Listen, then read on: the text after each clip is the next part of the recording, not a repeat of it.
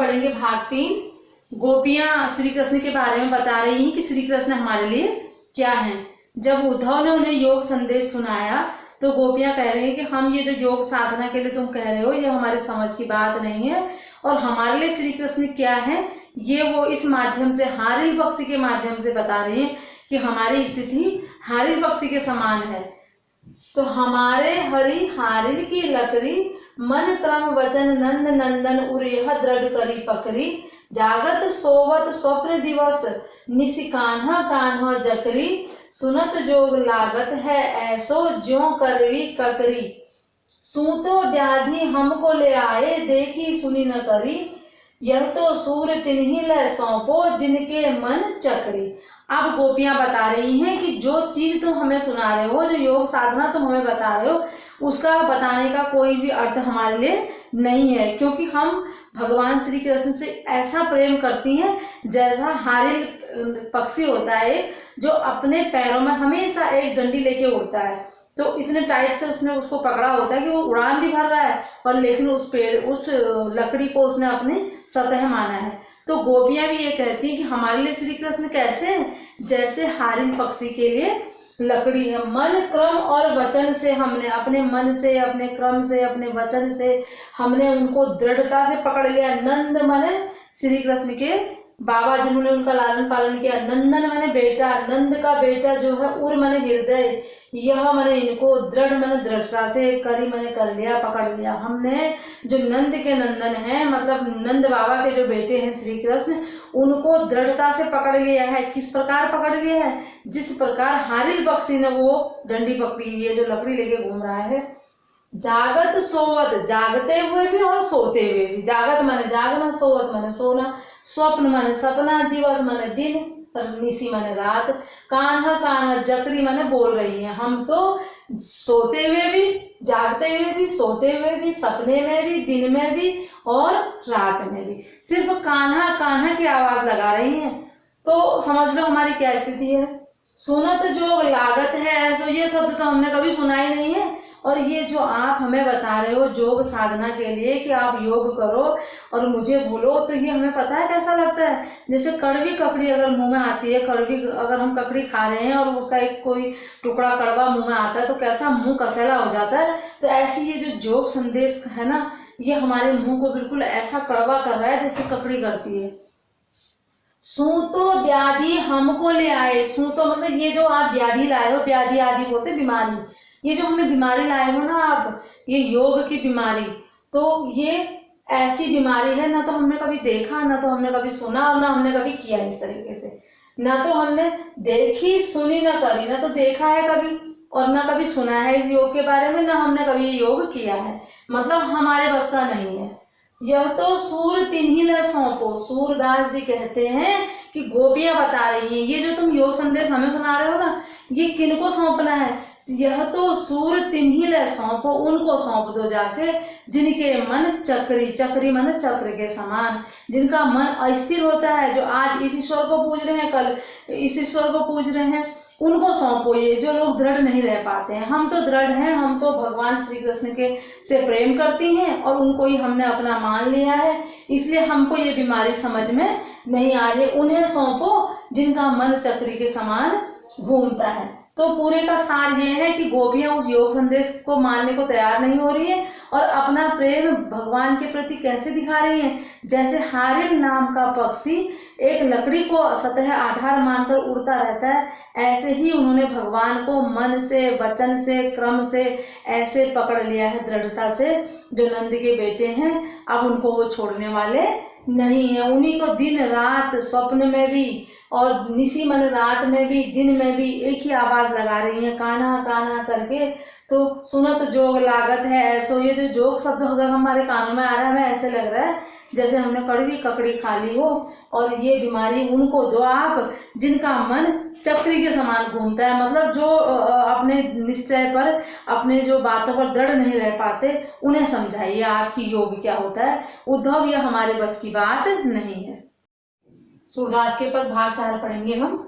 गोपियां श्री कृष्ण के बारे में बता रही हैं कि श्री कृष्ण कितने होशियार हो चुके हैं। मतलब पहले से ही बहुत होशियार थे वो, लेकिन जिस तरह से उन्होंने हमारे लिए ज्ञान भेजा है उस तरीके से उनकी बातों से लग रहा है कि अब वो पहले से भी अधिक होशियार हो गए हैं। तो गोपियां कहती हैं उद्धव से, हरि है राजनीति पढ़ियाए, समुझी बात कहत मधुकर के समाचार सब पाए।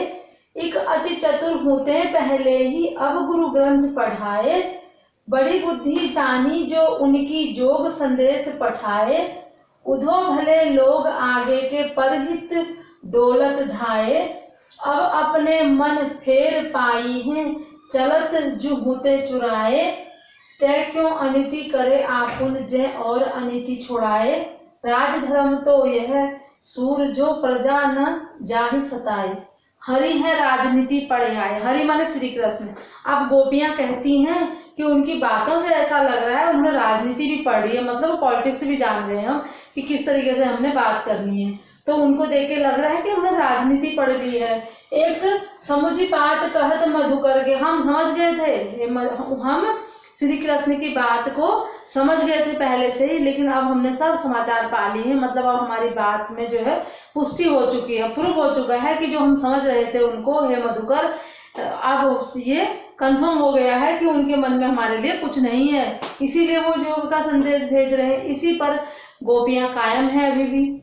एक अति चतुर होते पहले ही, वो तो पहले से ही बहुत चालाक थे, पहले ही श्री कृष्ण इतने सीधे नहीं थे, पहले ही बहुत चतुर थे। अब गुरु ग्रंथ पढ़ाए, अब जो है अब उन्होंने आपको, अब वो ज्यादा ज्ञानी हो गए हैं, अब उन्होंने गुरु ग्रंथ पढ़ लिए हैं, तब आपको पढ़ाई मैंने पढ़ लिया है। और ये गुरु ग्रंथ पढ़ने के बाद, होशियार होने के बाद उन्होंने हमें आपको समझाने के लिए भेजा है। बड़ी बुद्धि जानी जो उनकी जोग संदेश पढ़ाए, हम समझ गए हैं उनकी बुद्धि बहुत बड़ी है, वो छोटी बुद्धि के आदमी नहीं है, तभी तो उन्होंने हमारे लिए योग का संदेश भेजा है, वरना वो स्वयं आते।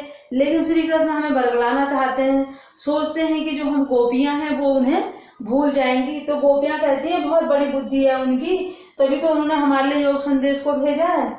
उद्धव भले लोग आगे के मतलब पहले के लोग, हे उद्धव, पहले के लोग नहीं होते थे तुम्हारी तरह, बहुत अच्छे लोग होते थे, पर माने दूसरे के हित माने भलाई में, डोलत माने डोलते थे। पहले के लोग भी एक जगह से दूसरी जगह जाते थे, लेकिन दूसरे की भलाई करने के लिए जाते थे, ऐसे नहीं जाते थे जैसे तुम आए हो हमें ये समझाने के लिए कि भगवान श्री कृष्ण को भूलो और योग साधना में लग जाओ। तो हे उद्धव, पहले के लोग तुम्हारे जैसे नहीं थे।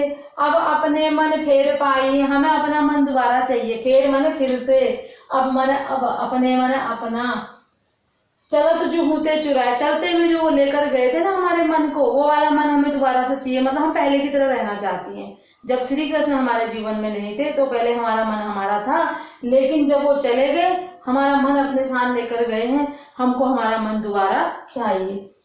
तय क्यों अनिति करे, माने नहीं होता है ना, नीति से अलग, मतलब वो क्यों अनिति कर रहे हैं, वो क्यों गलत कार्य कर रहे हैं, वो क्यों नीति के विरुद्ध चल रहे हैं। आप उनसे और अनिति छुड़ाए, वो तो दूसरे की अनिति छुड़ाते हैं। जब कोई दूसरा आदमी नीति के विरुद्ध कार्य करता है तो श्री कृष्ण का तो काम ही यही है। इसीलिए तो भगवान ने कहा है, यदा यदा ही धर्म से, जब जब धर्म की हानि होगी मैं आऊंगा। तो ऐसे भगवान, ऐसे श्री कृष्ण जो दूसरे को अनिति का कार्य नहीं करने देते, वो स्वयं अनिति कर रहे हैं, जो दूसरे को छुड़ा देते थे अनिति करने से।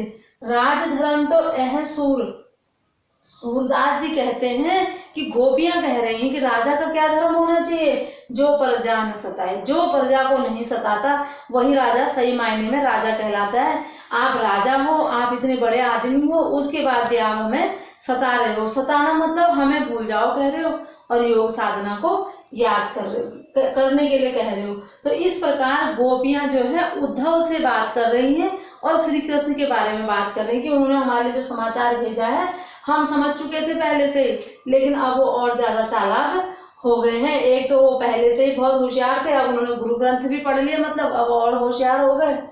तो बड़ी बुद्धि जानी, जो उनकी बहुत बड़ी बुद्धि है, उनकी बहुत होशियार है वो, जो उन्होंने हमारे योग संदेश भेजा है। हे उद्धव, भले लोग आगे के, पहले के लोग बहुत अच्छे थे, जो दूसरे की भलाई के लिए इधर उधर डोलते थे, दूसरे को अच्छी अच्छी बातें बताते थे, अच्छा प्रचार करते थे। और तुम किस लिए आए हो ये हमें पता है। अब अपने मन फेर पाइए, हमें अपना मन दोबारा चाहिए। अब जो जो उन्होंने जाते हुए चुराया था भगवान ने, वो वाला मन हमें दोबारा दे दीजिए। और ये भी कहती हैं वो उद्धव से कि वो भगवान जो दूसरे को अनीति करने से छुड़ाते हैं, जो दूसरे को गलत कार्य करने नहीं देते, वो स्वयं आज इतना गलत कार्य क्यों कर रहे हैं। तो राजधर्म तो ऐसे सूरदास जी कहते हैं कि भगवान से कहना कि राजा का जो धर्म होता है वो ये होता है कि वो प्रजा को न सताए।